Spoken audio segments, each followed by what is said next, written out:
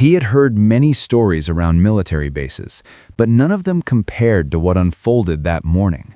A moment that would silence an entire room, rewrite first impressions, and expose how easily people mistake appearance for ability.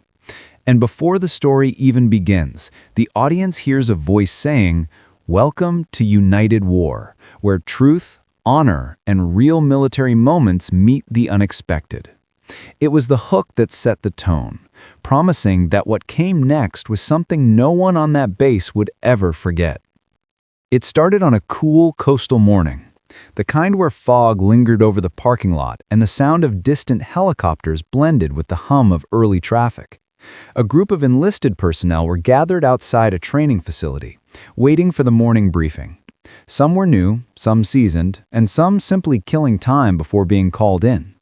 That was when she walked up, quiet, calm, and seemingly just another transfer from another unit. She wore a simple base t-shirt and standard issue pants, nothing that would make anyone look twice, except for one thing, a tattoo on her forearm. It wasn't flashy, it wasn't rebellious, it wasn't even large, just a clean, sharp emblem inked in precise lines. But the moment the people around her noticed it, the whispering started. One young soldier elbowed his friend, pointing. Another smirked. A couple of them let out soft laughs under their breath. Someone finally spoke loud enough for others to hear. "Look at her, trying way too hard to look tough." She didn't react, didn't look offended, didn't defend herself. She simply adjusted her bag on her shoulder and stood quietly, her eyes focused forward as if the chatter didn't exist at all.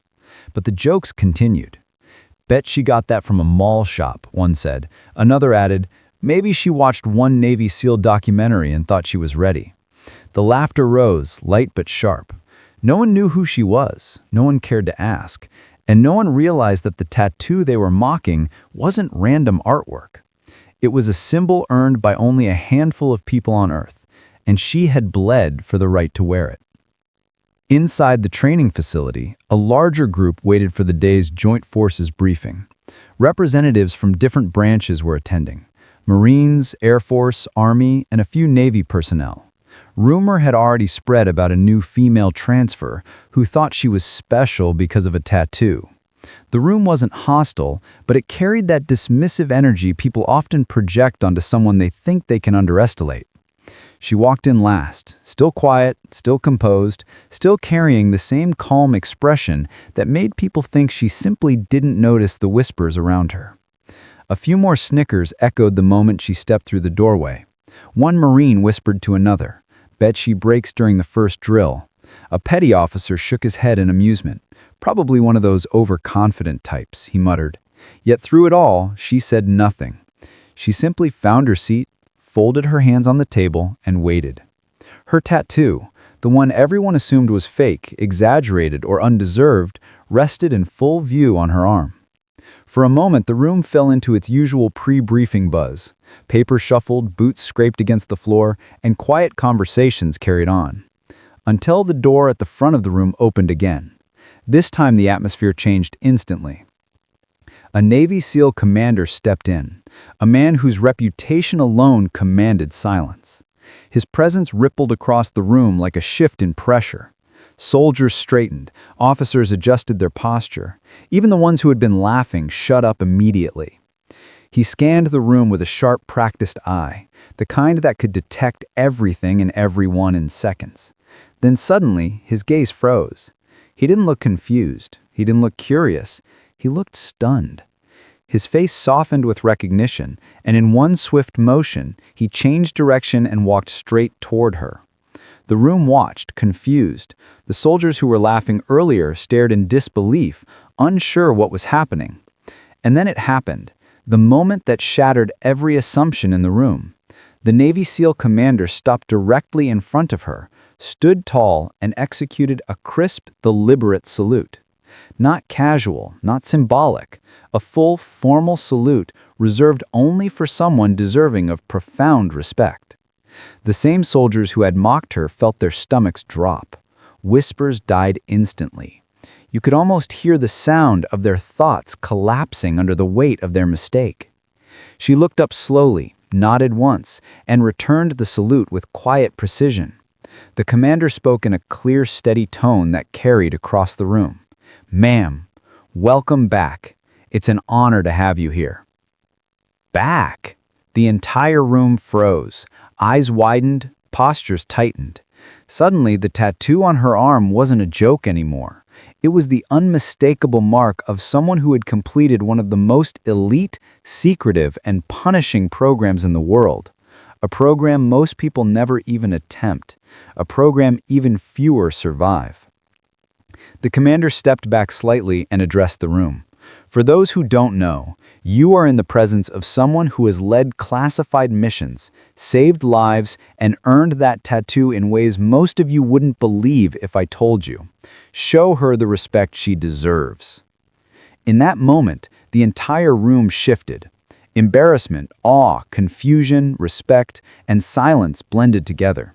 The people who had been laughing stared down at their boots, unable to make eye contact.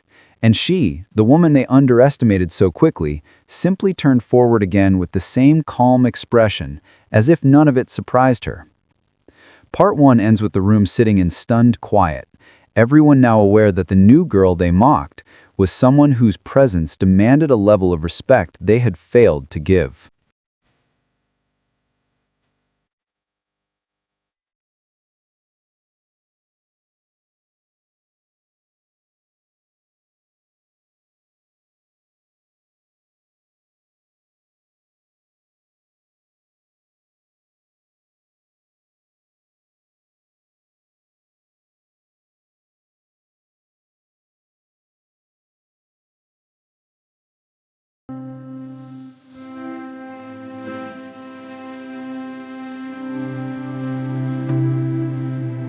The silence that followed the commander's salute hung in the air like a weight no one dared disturb. Even after he stepped aside, the room remained frozen, eyes darting between the woman they had mocked and the high-ranking SEAL who had just honored her.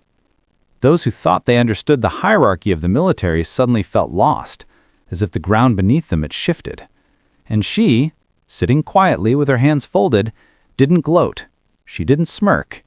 She didn't even look up. She simply allowed the moment to settle, because she was used to it, used to people judging her, underestimating her, failing to see past the surface. The briefing finally began, but no one was truly listening. The officer at the front spoke about joint training objectives, inter-branch cooperation, and secured operation fields, yet the words drifted past the room in a haze. Every few seconds, someone glanced at her, curious, embarrassed, intimidated. Her presence now carried a gravity no one had anticipated. They wondered what she had done, what she had seen, what kind of missions left those subtle scars on her knuckles and the quiet strength in her posture.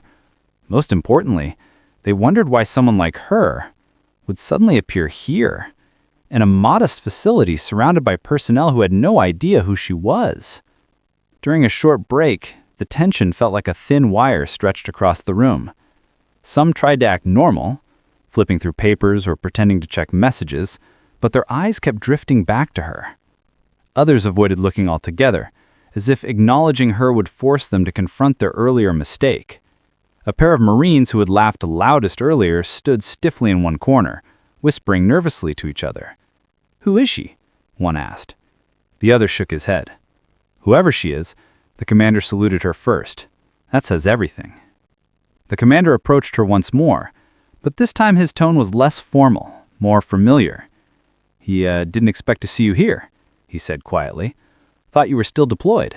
She lifted her gaze slightly, offering him a polite nod. "Plans changed," she replied simply. It was the kind of answer that revealed nothing and everything at the same time. The commander didn't press her for details. He knew better.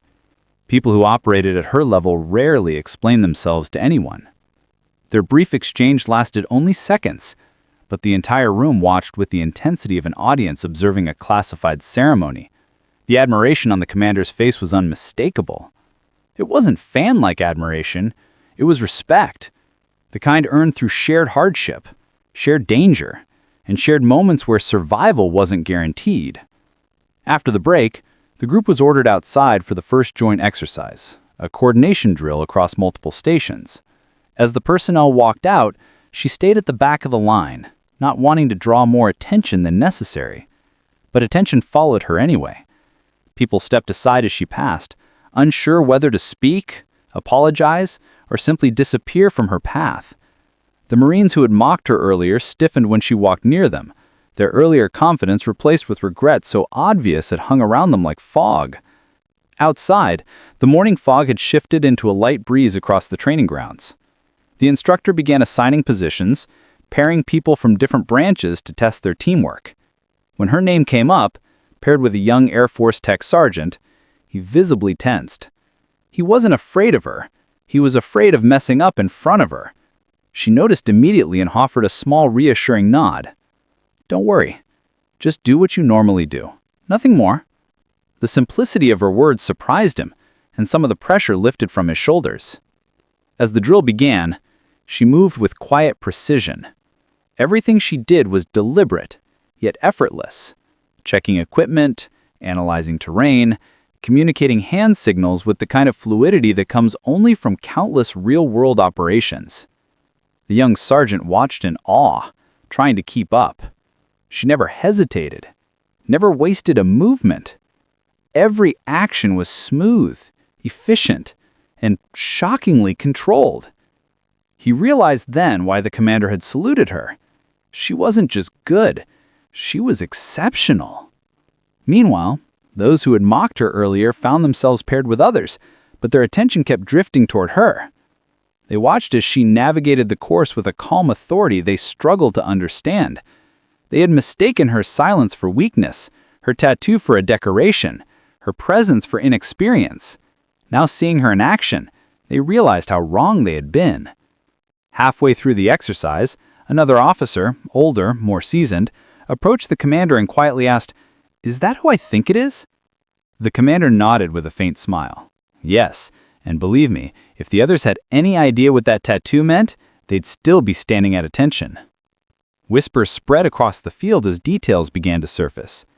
A few recognized the emblem on her arm now, a mark associated with elite special operations, rarely seen in the open. Even fewer realized only a handful of operatives had ever completed the program it represented. Her identity wasn't fully known yet, but respect was already forming, replacing the earlier mockery. During a short pause in the drill, the young sergeant turned to her and asked quietly, "Ma'am, why didn't you say anything earlier?" When they laughed, she looked at him with a calm expression and answered, "Because respect earned through silence is stronger than respect demanded through words." It was a simple truth, one that instantly carved itself into his memory. As the session continued, the commander kept an eye on her from a distance, almost protective, though she clearly didn't need protection. In the background, the Marines who had mocked her earlier watched in deep discomfort. They weren't afraid of punishment. They were afraid of the realization that their own arrogance had clouded their judgment. By the time the first joint drill ended, the entire atmosphere of the base had shifted. She hadn't raised her voice once. She hadn't shown off. She hadn't explained who she was.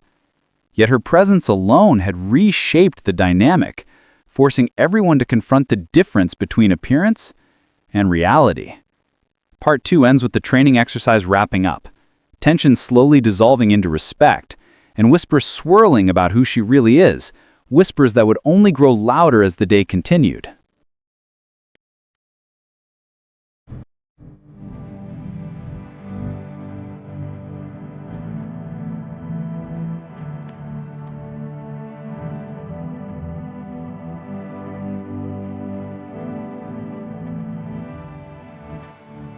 The afternoon sun began settling over the training grounds, stretching long shadows across the base As the joint drill wrapped up, the instructors called for a break, allowing everyone a chance to hydrate and catch their breath. Conversations sprouted around the field, low, cautious, and filled with speculation. Everyone had seen the way she moved, the way she calculated each step, the way she handled herself with quiet mastery. It wasn't just discipline, it was instinct, something forged in real operations, not textbooks. She stood off to the side, sipping water and looking over the field with a steady gaze that revealed nothing.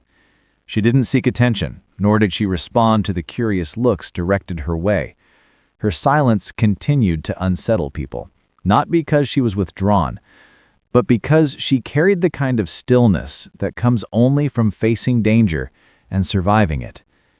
The Marines who had mocked her earlier stood a distance away, too ashamed to approach. Every time one of them looked in her direction, the memory of their laughter echoed in their heads.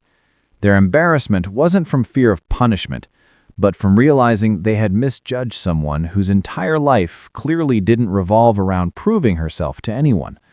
The commander watched from across the field, speaking quietly with a senior officer. Their voices were low enough to prevent eavesdropping, but the tone carried a sense of seriousness. The officer finally asked, "Do we inform the rest of her full position?" The commander shook his head. "No, if she wanted that, she would have revealed it herself. She's here for a reason, and whatever it is, she'll handle it her way." The officer nodded in agreement, understanding instantly. People at her level didn't move without purpose. The second part of the training session was set to begin, a simulated high-pressure coordination exercise meant to test reaction time, leadership, and decision-making. It wasn't meant to be competitive, but it always ended up that way. Branch pride often turned the drills into an unspoken challenge between Marines, Army, Navy, and Air Force personnel. This time, however, tension ran deeper. Everyone knew she would participate. Everyone was watching. When the whistle blew, the team scattered across the improvised training zone. She was placed with a team of mixed personnel, 2 Marines, 1 Army specialist, 1 Air Force technician, and a Navy corpsman who seemed absolutely terrified to be assigned to her group. She noticed it immediately. "Stay focused," she told them calmly. "Do what you've been trained to do. I'll fill the gaps." Her team exchanged uneasy glances, not sure if they should feel reassured or more nervous. The course required quick decisions, identifying threats, relaying information, coordinating movements. From the moment they entered the simulation area, she took in everything at once: terrain, potential routes, blind spots, communication patterns. While the others hesitated, she moved with clarity, issuing quiet instructions that guided the team with precision. She didn't bark orders, she didn't dominate the group. She simply placed each person in the role they would excel at without them realizing she was restructuring their entire strategy. When a Marine hesitated near a blind corner, she was already there, signaling him to shift left. When the corpsman fumbled with the communication gear, she stepped in with a barely noticeable correction. When the Army specialist misread a map, she pointed to a subtle contour line that everyone else missed. She was everywhere at once, yet never overwhelming. She allowed the team to function. She just ensured they didn't collapse under pressure. The instructors observing the drill glanced at one another, whispers rising. "She's taken command without taking command," one muttered. Another nodded. "That's experience. That's years of running real operations." Meanwhile, on the other end of the field, the Marines who had mocked her earlier struggled with their own coordination. Their movements were sloppy, their communication was shaky, their teamwork lacked rhythm. It wasn't that they were incompetent, they were simply distracted. They kept glancing in her direction, watching the way her team flowed like an actual unit, almost forgetting to focus on their own assignment. But the real shift happened halfway through the drill, when an unexpected complication arose. The instructors triggered a surprise scenario, a simulated emergency requiring immediate improvisation. Most teams faltered, thrown off by the sudden change. Her team too hesitated at first. The corpsman froze, unsure what to do. The Marines started talking over each other. The technician panicked, trying to scan for the next signal. She stepped forward, and her entire demeanor changed. Her calm intensified into something sharper, deeper. Her eyes moved with rapid analysis, breaking down the new threat instantly. She spoke in a voice that carried authority without raising its volume. "You two flank left. Keep low. Maintain sight lines. Technician, switch to auxiliary frequency. Corpsman, prepare for casualty extraction simulation. Specialist, on me." There was no hesitation. They moved as if her commands were encoded into their instincts, and within minutes, her team recovered faster than any other group, completing the objective with fluid precision that left the instructors staring in silent admiration. When the scenario ended, the base loudspeakers called for a regroup at the center of the field. The team gathered around her, breathing hard, sweat streaking across their foreheads, but energized. The young Navy corpsman finally blurted out, "Ma'am, how did you see all that so fast?" She simply answered, "You learn to stop looking for what you expect and start seeing what's actually there." But behind them, the Marines who had mocked her earlier stood stiff and quiet. Shame burned across their faces. They weren't intimidated by her. They were humiliated by their own ignorance. One of them swallowed hard and whispered, "We laughed at someone who's been through hell and came out stronger." As the group dispersed, the commander approached her again, hands behind his back. "Are you still not telling them who you are?" he asked. She glanced around at the field, her expression unreadable. "Not yet. Let them figure it out piece by piece. It'll mean more that way." The commander chuckled softly, knowing exactly what she implied. She wasn't here for recognition. She wasn't here to display rank or recount her past. She was here to observe, evaluate, and silently raise the standard by simply existing among them. Part 3 ends with her walking calmly across the field as the sun dips lower, leaving the others to whisper, guess, and wonder about the quiet warrior whose tattoo meant much more than they realized.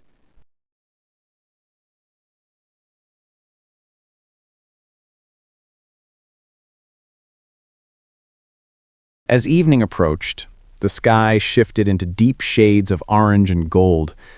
Training had officially ended, but the energy on the base was anything but settled. Groups lingered around the field, talking in low murmurs, replaying moments from the day. And at the center of nearly every whispered conversation was the same person, the quiet woman with the tattoo everyone had mocked only hours earlier. But she didn't linger with the groups. She remained near the far side of the field, standing with her hands in her pockets, observing the flag fluttering in the gentle wind. Her expression held a strange calmness, the kind that seemed shaped by years of storms she had already survived. The Marines who had mocked her earlier approached slowly, but stopped several feet away. None of them dared to step closer. Shame weighed heavily on their shoulders. They whispered among themselves, trying to decide who should speak first, who should apologize, and how to do so without looking even more foolish. Every path felt inadequate. But before any of them could gather the courage, a sudden announcement crackled through the speakers. "All personnel, report to the main assembly area. Commander's address in 5 minutes." The base shifted instantly. Everyone moved with urgency. The woman didn't rush, but walked with a steady pace toward the assembly zone. By the time she arrived, rows of soldiers, Marines, sailors, and airmen were already lined up. Conversations quieted the moment the commander stepped onto the platform.